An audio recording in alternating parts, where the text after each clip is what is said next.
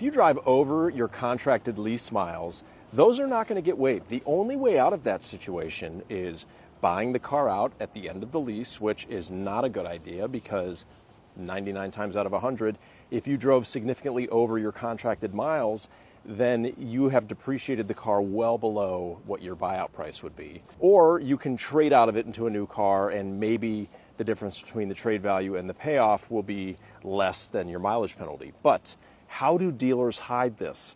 Well, what most dealers will do is tell you, lease a car from us and don't worry about overmiles. When you get your next one, we'll make them go away.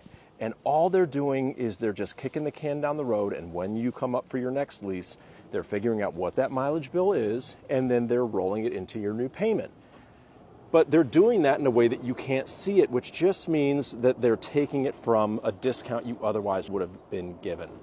So let me give you an example. Let's say you're looking at a car that is going to be discounted $5,000. There's $5,000 that the dealer is willing to give you. Maybe it's a combination of incentives and a dealer contribution. And then let's say you've got a $3,000 mileage penalty bill.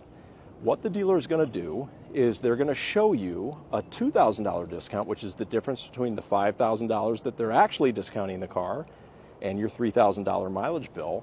And they're not showing you the mileage bill. So they're just taking that net number, showing that to you, and saying, yeah, no, your over miles are good. We're handling that. The deal ends up being the same, but the problem that I have with it is that your expectation now is that you can drive however many miles that you want and there will never be a penalty, which isn't true.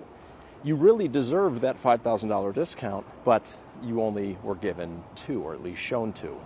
So the way we do it is, if we're really going to discount the car $5,000 and you really have a $5,000 or a $3,000 mileage penalty, I'm going to show you both of those things so you can see, here's what you're really getting from us, here's what those over miles really cost you. Because that way we're being transparent, you know what it really does cost if you go over your contracted miles, and we just believe it's a better way of doing business in the long run because we're not telling you that something's happening that isn't really happening.